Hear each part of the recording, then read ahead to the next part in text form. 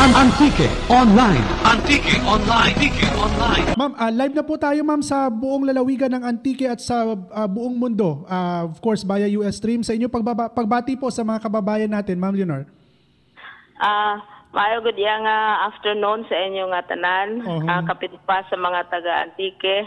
Hindi lang diri sa Pilipinas kundi sa bilog iya nga kalibutan. Kung diin man kamo maayo gid nga hapon. Mayad gid kay makaraya kita kadya nga daruan no tungod gani nga ma'am. Okay. Isa ra man sa nakita natin an Antiqueña by blood amo ang nagahangkat right now tungod kahapon pa ginaistoryahan don ang mga listahan nga mga bag-o nga listahan. Para kanimo ano ma'am ang epekto kadya sa ating kadya nga pungsod? Ang epekto sina nga kabalo man kita nga so far daw apat na ginaya kalistahan no. May listahan si Senator Ping, may listahan si Sandra Cam, may listahan si Secretary of Justice.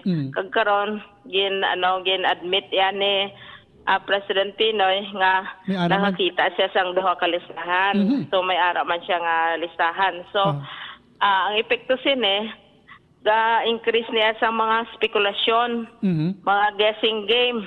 Pwede na sigurong magpamaya sang quiz contest para mag-guess kung ano ang ara sa listahan. So kami sa civil society, gina-demand namin sa Secretary of Justice nga i-public niya inang listahan nga na. At sa kasigurado nga ang Senado may listahan man sila.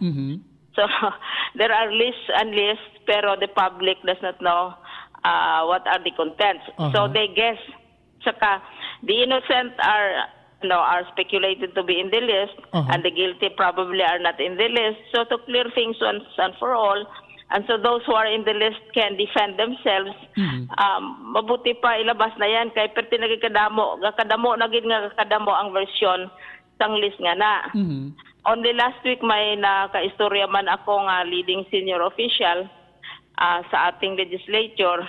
Daw the way he spoke, he also knows and has read that particular list. So all the senior people, all the starirais and starirois sa government, kabasa na sila sa listahan, pero ang Filipino people wala gid sing klarong idea kung ano ang ara sa listahan. So they resort to guessing which is not fair to the innocent and which protects also the guilty. Ma'am, may ginahambal si former Senator Ping Lacson nga pag in-announce publicly that involves national security. Do you subscribe to that? You have to balance national security with the right of the public to public information. Whose security are we trying to protect? Ang gina-invoke niya, kay worried siya nga, if there are 16 or more, or even 2/3 of the senators, kasi sila niya pwede na iya nga mag-approve sa treaty ang mga tao nga ara sa listahan, then sabi niya, the reputation of the Senate will be destroyed. And probably that's how we interprets national security. But at the same time, we cannot continue having all those, I don't know which is the bigger threat, the threat of speculation, of gossip, and the anger of the people because they are deprived of the right to information, and the threat to the personal reputations and the name of the Senate itself. And I would think that it's not only the Senate, it's very clear from the way he has been speaking, mayroon ding sa cabinet, mayroon ding sa Congress. Kaya it would seem na our entire bureaucracy has been indicted rightly or wrongly because the list is not public. And medyo worried lang kita because just like if you remember ma'am during the trial of former President Joseph Estrada about that envelope, and here comes again to publicly announce or not amo pariano, but considering ma'am nga ginsumon rin na may dosis tekom na si Justice Secretary Laila De Lima with the Senate no ginpadalhan na siya kagapon, ano ang gina-expectar mo ma'am? At the rate, as I said, lists are coming up. If Sandra Cam has a list, the public has the right to know and to know who are in that list. No, kasi Sandra Cam is citizen. The rest supposed to be officials. No, Things, former senator, the Secretary of Justice is a member of the cabinet, and then you have the president who admits to seeing also 2 lists. I mean, 1 list twice. 1 list. Right now, there are supposedly 4 lists in circulation, but I am sure that list has been shared in confidence with a lot of other people. Sa palagay ko, it might be like the Estrada trial. There were efforts really, and it caused a lot of trouble for the president when his people tried their level best not to have the envelope opened. But when the envelope was opened, by the time it was opened, it did not contain much information, which was already surfaced before. I mean, it was information which was already accessible to the authorities at that time. So parang yung envelope na yan caused the walkout and so on and so forth. And yung contents naman appeared to be a repetition of what has already been known by the authorities. Okay. So, ma'am, sa tingin po ba ninyo, dapat hindi lang si Secretary De Lima ang isubpina ng Senado, pati na rin si Sandra Cam? Kung hindi si Secretary De Lima, then probably all those who have publicly claimed that they have a list should be subpoenaed, at hindi lang ang Secretary of Justice. Pero the one who really decided not to make the list public, of course, is the Secretary of Justice, because he says he's trying to protect innocent people. But the way things are going, innocent or not, names are already being circulated, because once you give somebody a list, that list will surely be shared with other people. Parang Pandora ang mga Pilipino, they cannot contain their curiosity. They cannot also contain their excitement in sharing whatever secrets there are. You must remember also our experience with Katipunan. Yung sa Katipunan din, supposed to be secret, but then the sister could not resist. And so ganon. And also the public, if the public was not aware that the list was making the rounds, then they would not make such a demand. But now that the public knows, they really demand. Hindi yan titigil, because their curiosity will only be fueled by the continued silence of the government. Kaya kami sa Social Watch, we have affixed our signature to the petition that the list be made public. Kasi for all you know, it's something that the public already has speculated on. For all you know, the names are already circulating. Yes, ma'am. And it is better to give the innocent a chance to defend themselves. Na hindi ho siya malagay po sa public trial by publicity. Ma'am, ginambal mo kagina nga, those nga may mga listahan should be summoned probably. But considering the independence of the Senate, no, ang separation ng Senate at saka executive, the office of the President, but with the pronouncement of the President in Myanmar na nakita niyang listahan, pwede rin ba siyang masumon ng Senado? Well, you can only use persuasion kasi kung decision at Department of Justice, but definitely Secretary De Lima is on board right now. Pero you cannot one way of persuading is not only to have a court order. If you have an order direct from the public and the public is demanding that kind of information, then perhaps they will bow to the public who voted them into. Kasi I'm sure even in Antique and even in radio station, you already have an idea of what is in the list. Because with all your connections and your linkages, you will get stories left and right. No, and the only way to verify is the only way you can verify is for that list to be made public. He said, we are doing more harm to the innocent, but we are at the same time protecting the guilty. Yeah, considering ma'am na napakabilis na ho, may social network na tayo, Twitter, Facebook account, kung ano-ano pa, kaya medyo mabilis na rin, no? Madasig magrapta ang mga balita, even in the far-flung areas of like the province of Antique. Kung hindi lang alam ng public, kung hindi lang re-reveal that there is such a list, then the public would have gone on, peacefully and quietly, not knowing that there is such a list. But now that they know there is a list, they demand as part of the rights of citizens to know what is in the list. They demand the right to make their own decisions, to make their and to reach their own conclusions, whatever conclusions the government reaches. Okay. And at this point in time, there are no speculations. Why does the government not want to release the list?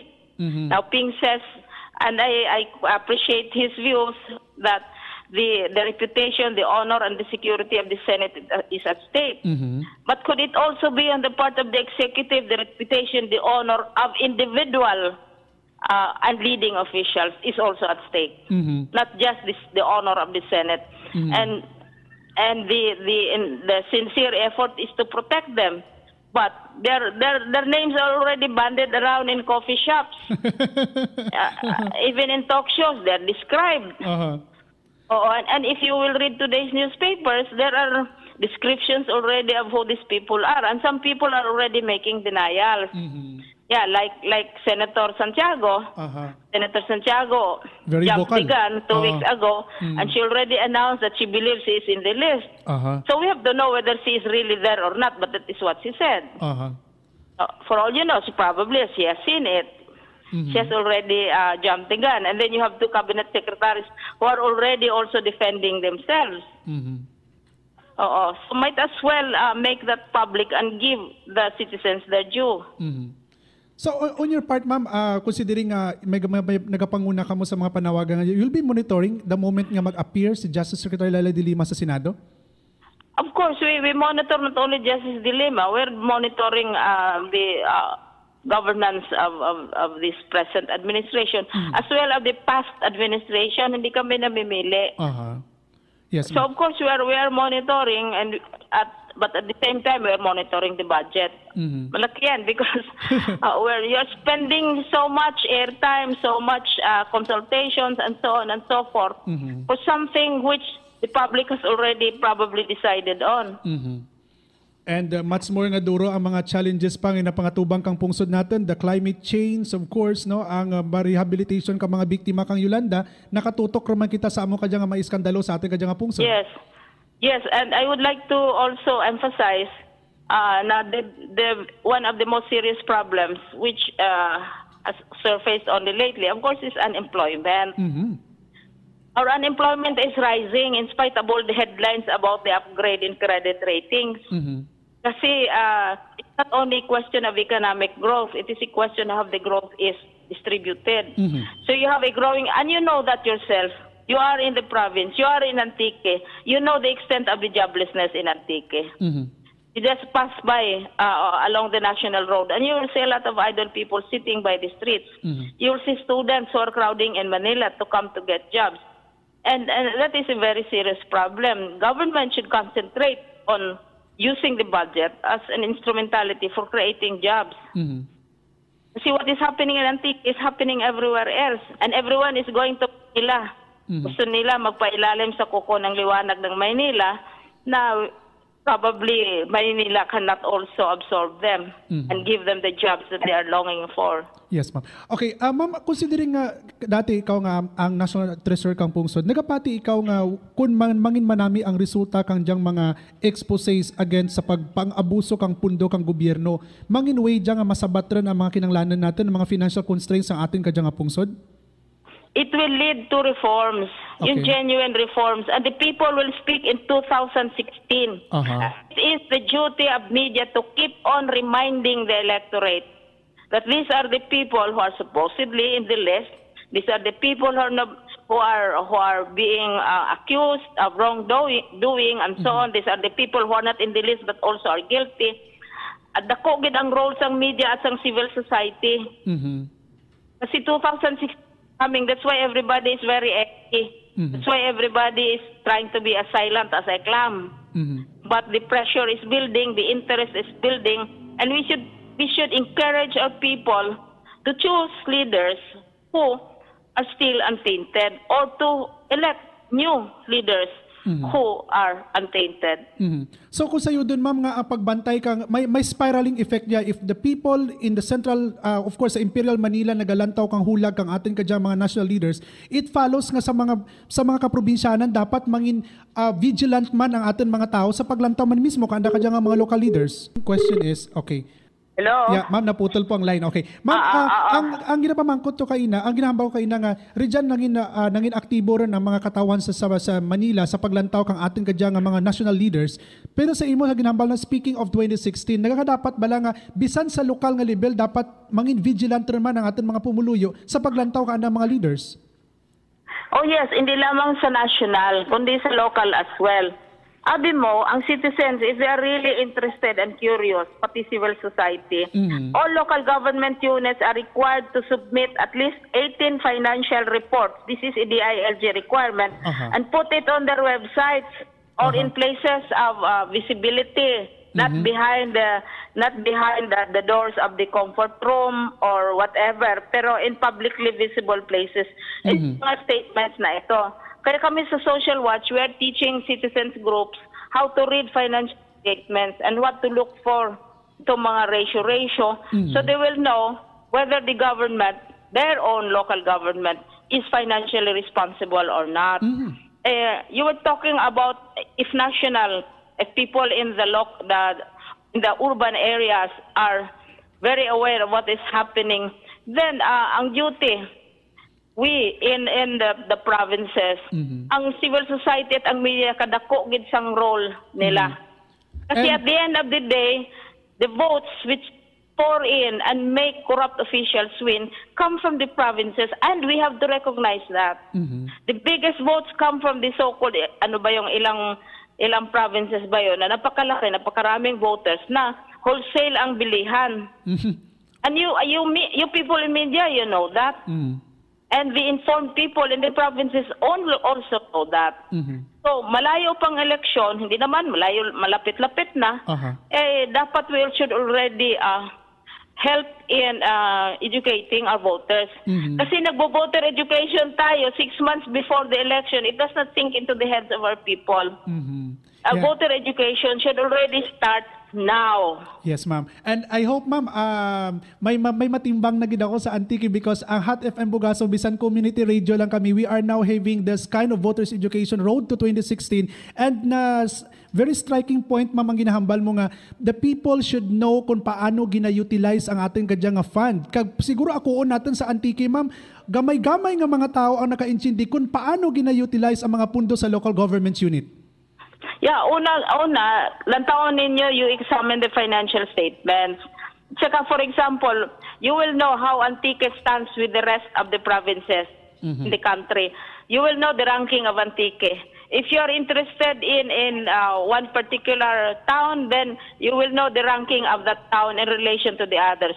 It's all available in the DILG website. They have a monitoring system. Now, they have as much data as possible, but that is only the first step. The second is to share it with the people, with the citizens. And radio is the most powerful tool. Kasi not everybody has TV, but the farmer brings his radio, dala na niya when he goes to the field. The mother brings a radio when she is washing clothes by the river. And the housemaid from Antique who is working here in Manila or in the urban cities always has a radio to her ear. And of course, she loves to listen to her own language. So very powerful tool yan, and media can take the lead, of course, with the cooperation of local civil society. We should not be taking sides. We just give them the information and tell them and share with the people how to make the correct choices. Actually, amo man ang panghangkat pa natin sa Antique or even sa iba pa gid mga provinces, because even we have to admit nga duro man ka mga media ang mga politicized, no? May mga sides, so makita mo lagi ang color. That's why nga pati man ang mga tao nagatalang kung sino man napamatian gina nakahusto.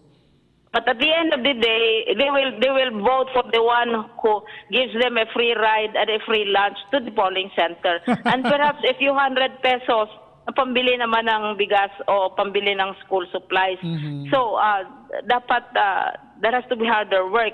And also, we should encourage independent candidates. Kasi ang independent candidates, walang funding yan sa kanilang parties. And even if one belongs to the ruling party, everybody wants to belong to the ruling party because that's where all the funds are. It does not mean that they are the straightest and the cleanest. Yeah, tama po kayo. Okay. So, ma'am, thank you so much. Sana ho, every time, pwede tayo ikaw malabot kag magatugro ka mga informasyon sa aton mga kasimanwa sa probinsya kang Antique, kag sa mga overseas Filipino workers nga nagapamatigi ka natin na this time. We're very much privileged. Thank you very much. Yes, ma'am. Thank you very much. And once more, greetings and hello to all your listeners, including those who are abroad. It would be good that we not only watch for what is happening in show business, but also what is happening at the national level. So, because overseas workers, overseas residents also are allowed to vote. And many overseas people do not vote.